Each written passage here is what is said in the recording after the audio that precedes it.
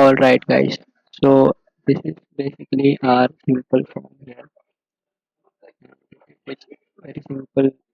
If we have here uh, an input group, we have taken this label input and uh, uh, but by just adding it will be visible. I'll show you. Uh, simple it's written.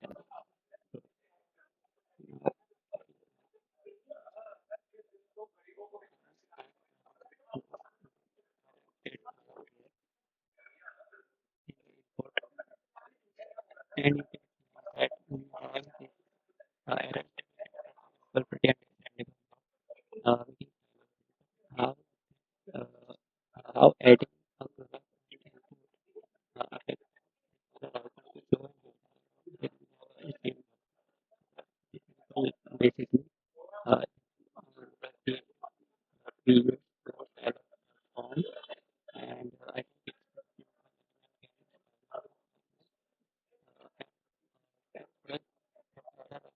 we have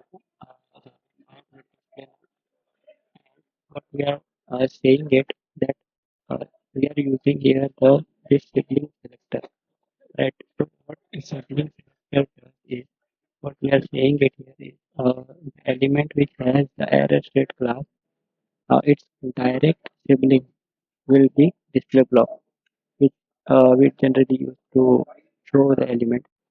So it means that we have error state class on input, so it's direct sibling.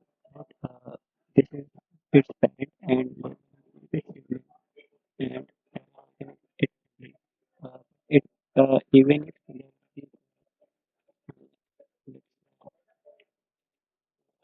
yeah, it is going to affect the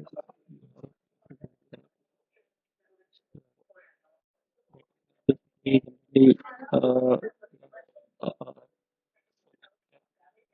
uh, to work uh,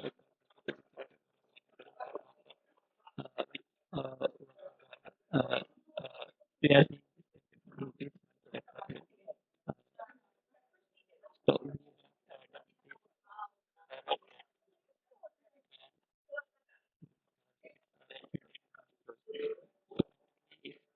we don't have that on the whole season is so it is not going to apply to anything until we give the class to any element or specifically this input element, right? But we are not going to do that removing and adding class manually. Generally, that's not how we do, of course. So I have a simple JS code with me here that we can use to basically add in a class and remove it. So with this JS code, basically I am doing is that on submit of this form, we are doing this running this function input error, and in this function is basically we are targeting form and its username and class this method we are using, and we are toggling the error state class if this condition is true, which is basically using we are using the length method, which means that if there is something written inside or not. So if there is something written inside, it will not going to show this error state, but when there is nothing written inside, then it will going to give us the error state, which generally how it should work, I think. So we are removing that class from the input, and you can see here we have the default state right here, right? And I've clicked on the submit, and there was nothing written here. So this class of our error state is added on that, and basically this we understand how this all is working. And if I write something, it will gonna work. So that's the pretty useful thing we can do with the CSS. kind of a logical thing with CSS. So if you like, please like, and if you find it useful, share it with someone. Thanks.